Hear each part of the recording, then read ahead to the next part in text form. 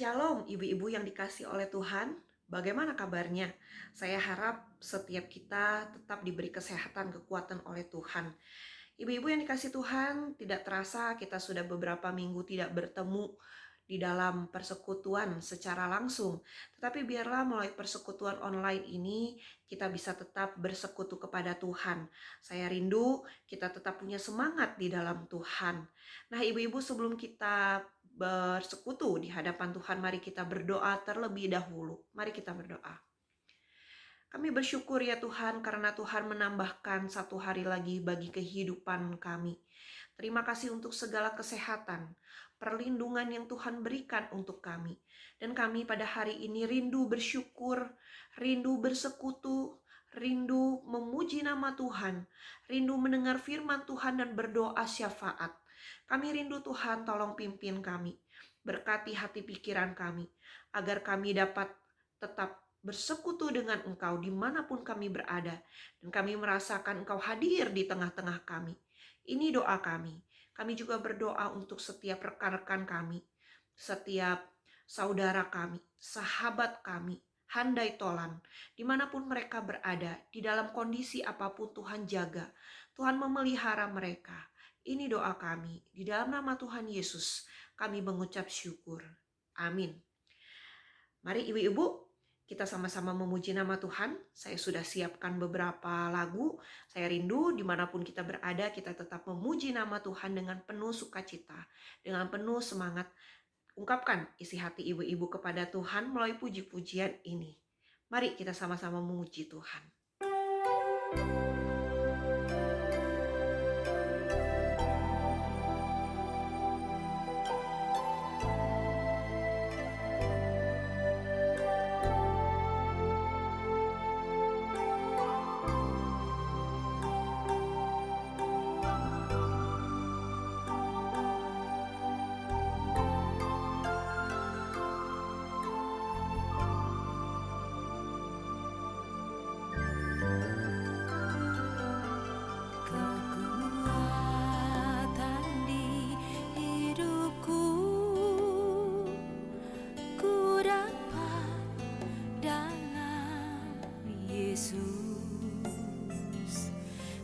Tak pernah tinggalkanku,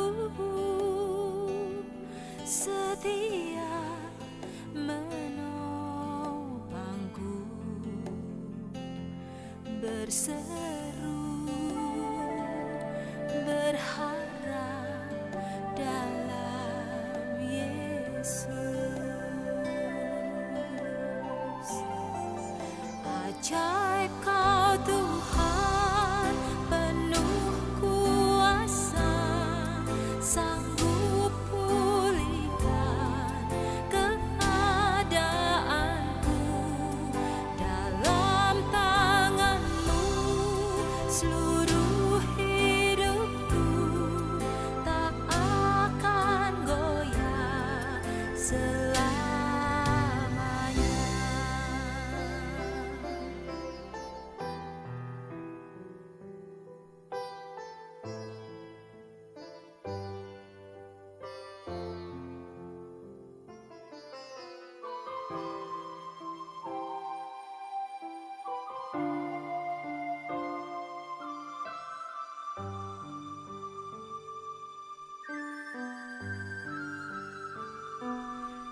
Kekuatan di hidupku,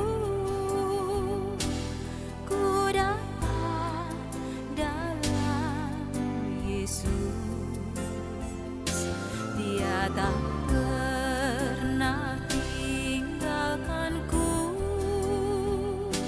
setia menopangku, berseru berharap dalam Yesus.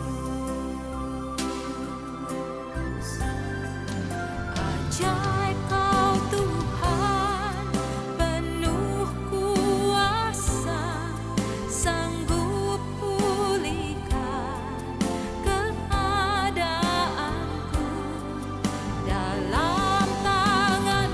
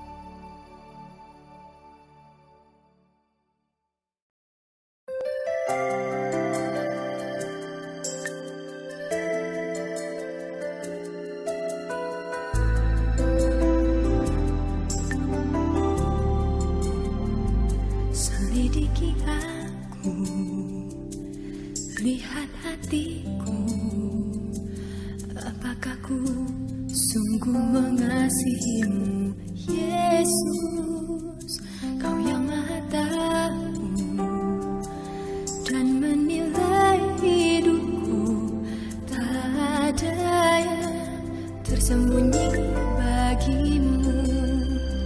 Selidiki aku, lihat hatiku, apakah ku sungguh mengasihimu, Yesus, Kau yang Maha Tahu dan menilai hidupku, tak ada yang tersembunyi bagimu. Telah kulihat kebaikan-Mu yang tak pernah habis di hidupku. Ku berjuang sampai akhirnya, Kau dapati aku tetap setia.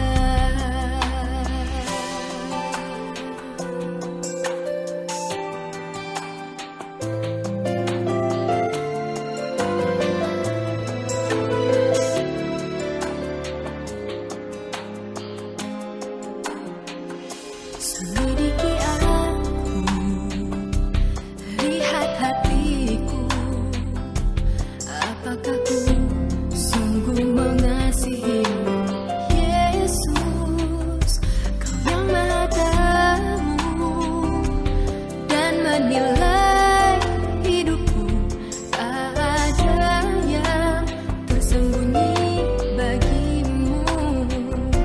Telah kulihat kebaikan-Mu yang tak pernah habis di hidupku. Ku berjuang sampai akhirnya, Kau dapati aku tetap setia.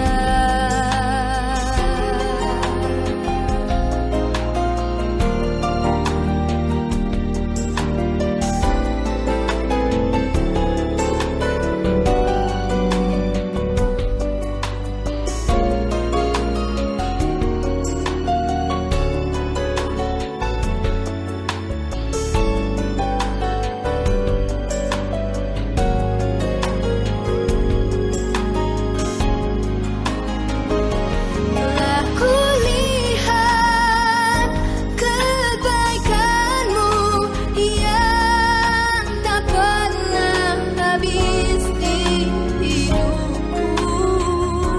Ku berjuang sampai akhirnya, Kau dapati aku tetap setia.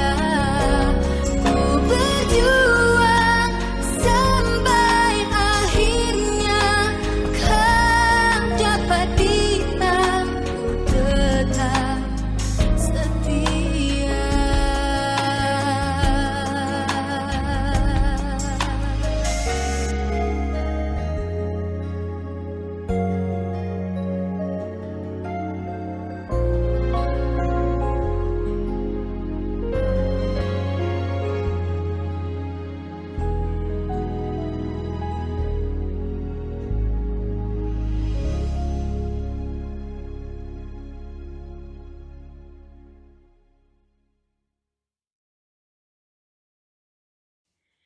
Ibu-ibu yang dikasihi oleh Tuhan, kita masuk di dalam pemberitaan firman Tuhan. Saya rindu di masa ini kita bisa benar-benar siap mendengar firman Tuhan. Kita bisa dengan sungguh-sungguh duduk diam di bawah kaki Tuhan Yesus seperti Maria, bagaimana dia begitu rindu untuk mendengar firman Tuhan yang begitu indah. Nah, saudara yang dikasih oleh Tuhan, besok kita masuk di dalam masa Jumat Agung. Nah, hari ini kita akan belajar lebih dulu sebelum kita masuk di masa Jumat Agung. Kita akan belajar dari kisah Tuhan Yesus yang berdoa di Taman Getsemani. Saudara, mari kita membuka firman Tuhan. Kita membaca di dalam Matius 26 ayat 36 sampai 46. Saudara, saya rindu walaupun kita di rumah, kita tetap membuka Alkitab, kita juga tetap membaca firman Tuhan ini dengan sungguh-sungguh. Keluarkan suara saudara waktu kita membaca bersama-sama. Matius 26 ayat 36 hingga 46. Nah, ibu-ibu jika sudah menemukannya, kita akan membaca secara bersama-sama. Saya baca, ibu-ibu juga di rumah membacanya. Di Taman Getsemani, maka sampailah Yesus bersama-sama murid-muridnya ke suatu tempat yang bernama Getsemani. Lalu ia berkata kepada murid-muridnya, "Duduklah di sini, sementara aku pergi ke sana untuk berdoa." Dan ia membawa Petrus dan kedua anak Zebedius sertanya. Maka mulailah ia merasa sedih dan gentar. Lalu katanya kepada mereka, "Hatiku sangat sedih, seperti mati rasanya. Tinggallah di sini dan berjaga-jagalah dengan aku." Maka ia maju sedikit lalu sujud dan berdoa katanya, "Ya Bapakku, jikalau sekiranya mungkin, biarlah cawan ini lalu daripadaku. Tetapi janganlah seperti yang ku kehendaki, melainkan seperti yang Engkau kehendaki." Setelah itu ia kembali kepada murid-muridnya itu dan mendapati mereka sedang tidur. Dan ia berkata kepada Petrus, "Tidakkah kamu sanggup berjaga-jaga 1 jam dengan aku? Berjaga-jagalah dan berdoalah, supaya kamu jangan jatuh ke dalam pencobaan. Roh memang penurut tetapi daging lemah." Lalu ia pergi untuk kedua kalinya dan berdoa katanya, "Ya Bapakku, jikalau cawan ini tidak mungkin lalu, kecuali apabila aku meminumnya, jadilah kehendakku." Dan ketika ia kembali pula, ia mendapati mereka sedang tidur, sebab mata mereka sudah berat. Ia membiarkan mereka di situ, lalu pergi dan berdoa untuk ketiga kalinya, dan mengucapkan doa yang itu juga. Sesudah itu ia datang kepada murid-muridnya dan berkata kepada mereka, "Tidurlah sekarang dan istirahatlah. Lihat, saatnya sudah tiba bahwa Anak Manusia diserahkan ke tangan orang-orang berdosa. Bangunlah, marilah kita pergi, dan Dia yang menyerahkan aku sudah dekat." Sedemikian jauh pembacaan firman Tuhan kita pada hari ini. Nah, ibu-ibu yang dikasih oleh Tuhan, waktu kita membaca firman Tuhan ini, apa yang kita rasakan? Saudaraku yang dikasih Tuhan, di tengah kesulitan, apa yang bisa kita pelajari di dalam firman Tuhan ini? Tuhan Yesus besoknya akan disiksa, dihakimi, disidang, dan mati di kayu salib. Saudara, itu bukan pekerjaan yang mudah, itu bukan situasi yang mudah, tetapi itu adalah situasi yang sangat sulit. Saya rasa bagi setiap kita manusia biasa, pasti kalau tahu besok kita akan mengalami apa, kejadian apa, tentu kita sudah takut dan mungkin kita akan melakukan berbagai macam hal yang tidak masuk akal, bisa terjadi. Atau kita keburu stres, keburu merasakan ketakutan yang berlebihan atau lain sebagainya. Mungkin kita bisa marah-marah di rumah tanpa sebab, karena kita tahu besok kita akan mengalami apa.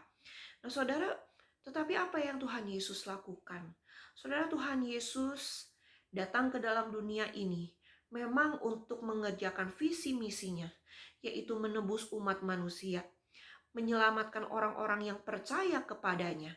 Saudara, itu poin penting yang harus kita ingat. Nah saudara, tetapi waktu hampir mengalami hal tersebut, besok dia akan alami hal tersebut. Bahkan malam itu pun, setelah Tuhan Yesus berdoa, Tuhan Yesus sudah ditangkap karena Yudas Iskariot. sudah menjual Yesus. Nah, saudaraku yang dikasih Tuhan, tetapi bagaimana dengan respon Tuhan Yesus dalam menghadapi hal-hal ke depan nanti yang begitu sulit? Apa yang bisa kita pelajari? Poin yang pertama adalah, saudara, Tuhan Yesus tidak pernah meninggalkan doa. Dia berdoa kepada Tuhan, sekalipun dia tahu dia tidak bisa melepaskan cawan itu. Sekalipun dia harus menerima cawan itu, atau sekalipun dia harus berkorban bagi umatnya. Karena memang dia datang ke dalam dunia ini untuk mengorbankan dirinya di atas kayu salib, menebus dosa manusia. Nah, saudara, tetapi apa yang ia lakukan? Apakah dia pesta pora dengan para muridnya karena itu adalah hari terakhir hidupnya? Ataukah dia memberitahukan kepada para murid bahwa jangan mau hidup percaya kepada Tuhan Yesus, atau jangan mau hidup kepada Allah karena dia akhirnya harus dihukum mati, dia harus menanggung salib? Apakah seperti itu? Atau membuat para sahabat-sahabatnya, para murid-muridnya merasa begitu sangat sedih, ketakutan sebelum kejadian itu terjadi? Nah, saudara, tetapi yang kita bisa melihat adalah Tuhan Yesus pergi berdoa kepada Bapa. Dia berdoa, mohon kekuatan secara manusia kepada Bapa. Lalu apa artinya Tuhan Yesus tidak kuat? Oh tidak, saudara, Tuhan Yesus kuat karena dia adalah manusia. Dia juga adalah Allah. Tetapi dia tahu sebagai kondisi manusia dia tetap harus berdoa, memiliki hubungan yang dekat, memiliki hubungan yang intim dengan Bapa. Nah, saudaraku yang dikasih Tuhan, bagaimana dengan setiap kita hari ini? Saudaraku yang dikasih oleh Tuhan, hari ini kita menghadapi kesulitan. Tapi kesulitan yang tidak lebih besar daripada kesulitan Tuhan Yesus.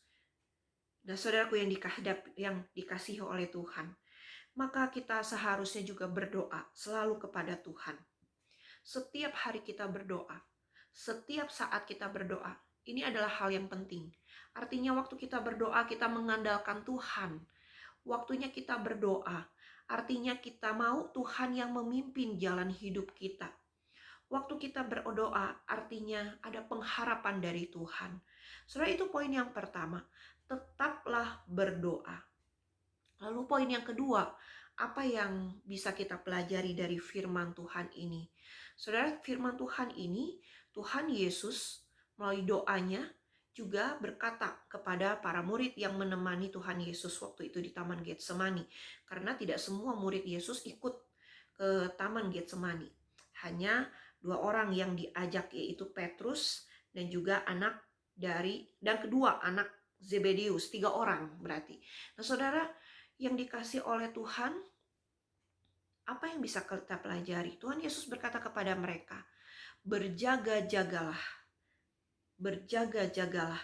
Saudara, ini hal yang penting di dalam kehidupan kita juga. Tuhan Yesus juga berjaga-jaga. Sekalipun dia Allah, tetapi pada saat itu dia adalah manusia. Dia berdoa kepada Allah karena dia mau berjaga-jaga di dalam Allah. Saudara, waktu menghadapi kesulitan di masa kini, menghadapi tantangan hidup di masa ini, bukan hanya kesulitan-kesulitan karena ada virus corona, ataupun usaha kita mungkin sulit, keluarga kita amburadul, berantakan, tetapi juga ada tantangan, ada godaan dari si iblis di luar sana yang terus merasuki kita, yang terus merongrong kita. Lalu tugas kita bagaimana? Sebagai orang percaya kita harus berjaga-jaga. Bukan hanya kita yang berjaga-jaga, ingatkan keluarga kita, sahabat saudara kita, untuk mereka juga berjaga-jaga di hadapan Allah. Saudara, tentu salah satunya tadi dengan berdoa. Tapi poin yang kedua ini yang penting adalah kita mau dengan doa, dengan mendekatkan diri hubungan dengan Allah. Kita mau berjaga-jaga. Saudara, bukan hanya selalu dengan berdoa, dengan bersaat teduh, bersekutu dengan Tuhan, semakin setia dengar firman Tuhan. Saudara, pelajari firman Tuhan baik-baik. Kenal siapa Tuhan sungguh-sungguh. Artinya saudara sedang berjaga-jaga. Iman rohani saudara sedang saudara jaga di hadapan Tuhan. Dan Tuhan yang akan memimpin iman rohani saudara, membimbing iman rohani saudara di dalamnya. Nah, saudaraku yang dikasih oleh Tuhan, ini hal yang penting. Bagaimana di tengah situasi yang ada, kita selalu berjaga-jaga, jangan sampai kita salah melangkah, salah mengambil keputusan, akhirnya kita menyesal. Jangan sampai kita juga jatuh ke dalam pencobaan. Jangan sampai kita juga jatuh ke dalam godaan si iblis. Karena godaan iblis itu begitu berat, begitu besar, apalagi di dalam situasi seperti ini. Banyak orang yang tergoda dengan si iblis. Banyak orang-orang yang mudah dirasuki oleh iblis. Bukan soal kerasukan setan, saudara. Tetapi soal bagaimana mereka lebih banyak dipimpin oleh iblis daripada Tuhan. Bahkan kita juga tahu, kalau iblis sudah masuk di dalam hati, maka Tuhan tidak ada di dalam hati kita.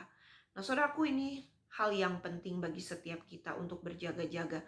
Jangan biarkan iblis yang menguasai hidup kita. Biar Tuhan yang menjaga, memelihara kehidupan kita. Bukan hanya secara jasmani, tetapi secara rohani. Nah, saudara yang dikasih oleh Tuhan, poin yang ketiga yang kita bisa pelajari. Saudaraku yang dikasih Tuhan, ayat 42. Tuhan Yesus berkata, "Ya Bapakku, jikalau cawan ini tidak mungkin lalu, kecuali apabila aku meminumnya, jadilah kehendak-Mu." Saudaraku yang dikasih Tuhan, ini adalah perkataan yang tidak mudah. Setelah dia berdoa, dia akan ditangkap, besok dia akan dihakimi, disiksa, tidak ada istirahat sama sekali sampai mati di kayu salib. Saudara bayangkan, Tuhan Yesus yang sudah tahu akan mengalami hal itu, tapi dia masih bisa berkata, "Biar kehendak-Mu yang jadi." Artinya apa? Saudara, poin yang ketiga yang penting di dalam kehidupan kita juga adalah serahkanlah kehidupanmu kepada Tuhan. Minta Tuhan yang atur hidupmu. Minta Tuhan yang pimpin hidupmu. Saudara, Tuhan tidak pernah berjanji langit akan selalu biru, akan selalu cerah. Tetapi di dalam kesulitan, Tuhan berjanji akan mendampingi hidupmu. Nah, saudaraku yang dikasih Tuhan, sekalipun sulit, kondisi apapun yang sedang kita alami, mari kita minta tolong kepada Tuhan.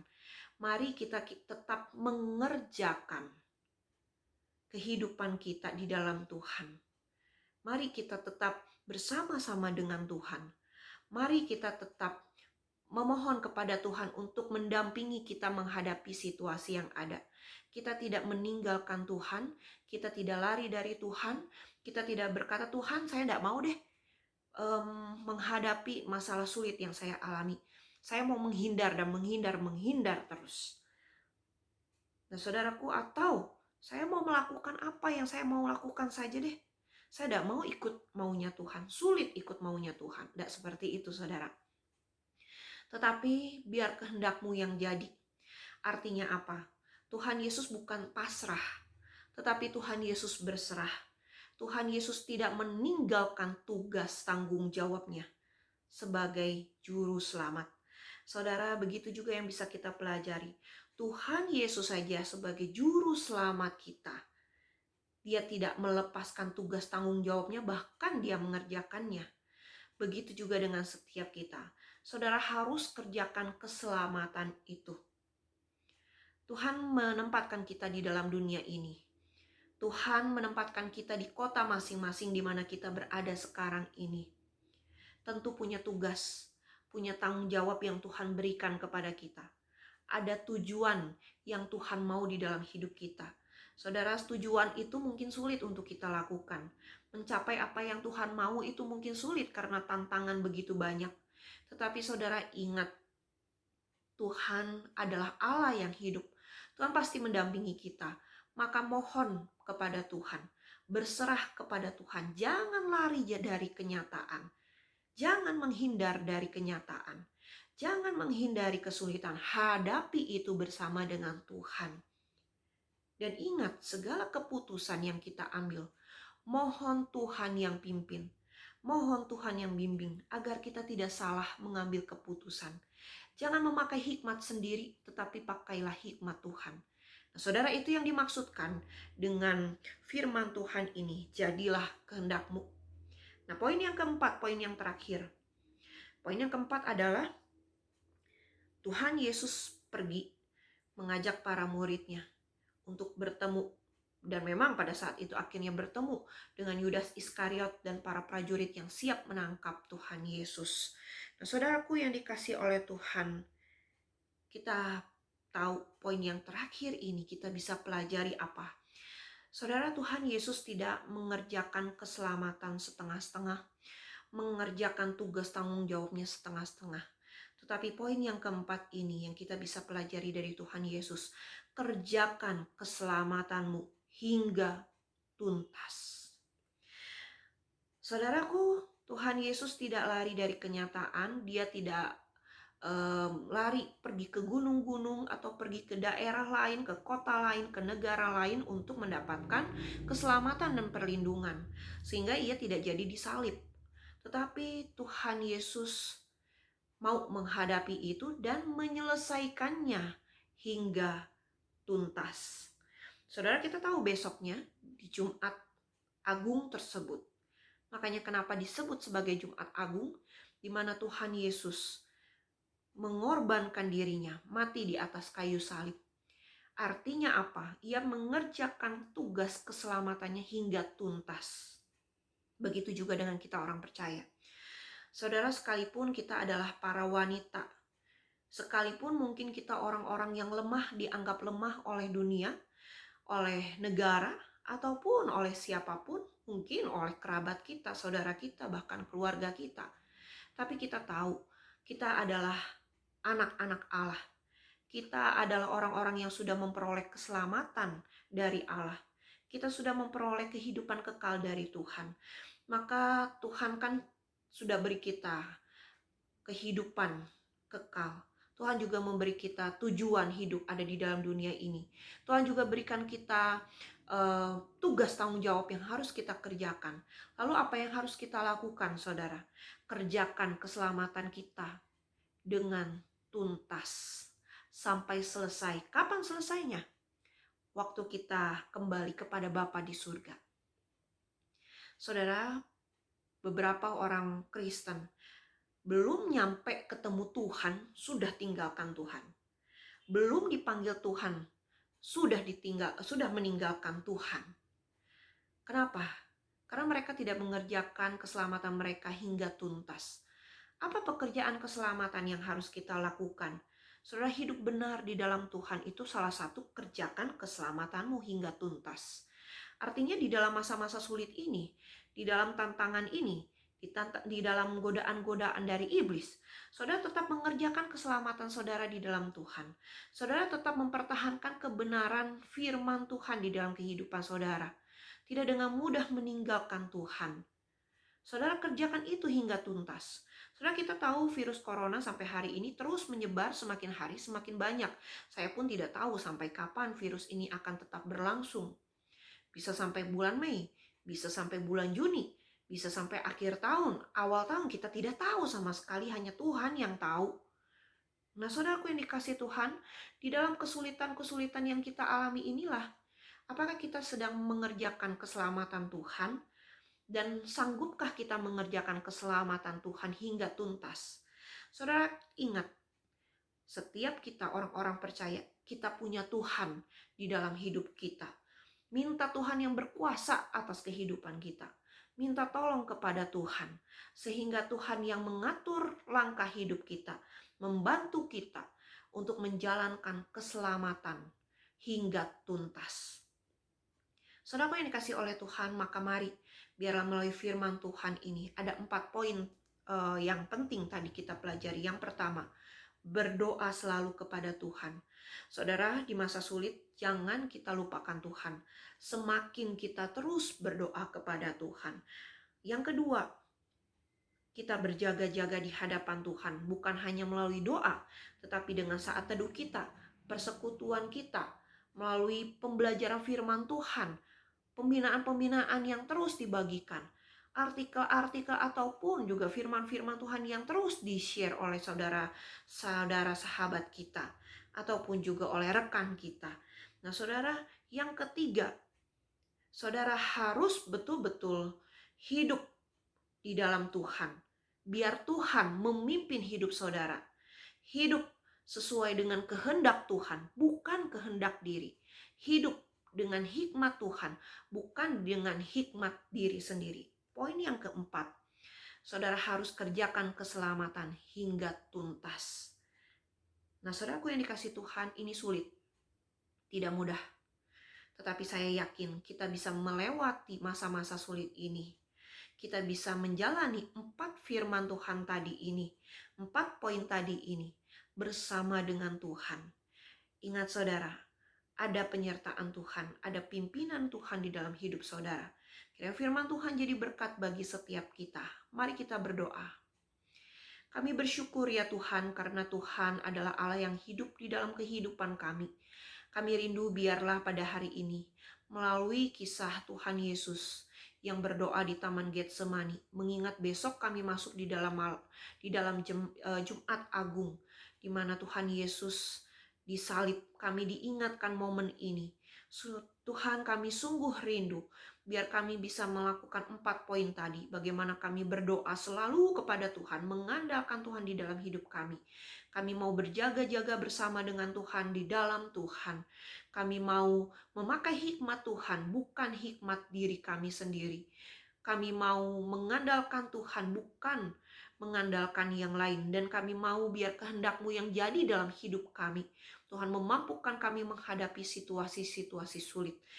Dan yang keempat, ajar kami untuk bisa menyelesaikan keselamatan ini hingga Tuhan kembali memanggil kami, sehingga kami bisa bertemu dengan Engkau di surga nanti.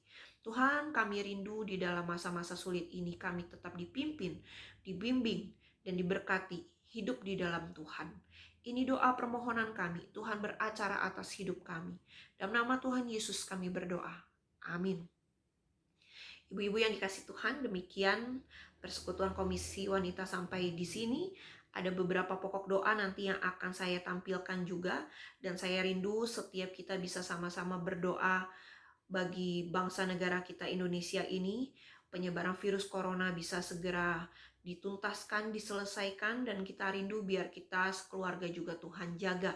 Saya rindu setiap ibu-ibu juga di dalam kehidupan sehari-hari tetap ingat menjaga kesehatan secara jasmani maupun secara rohani. Kiranya Tuhan memberkati.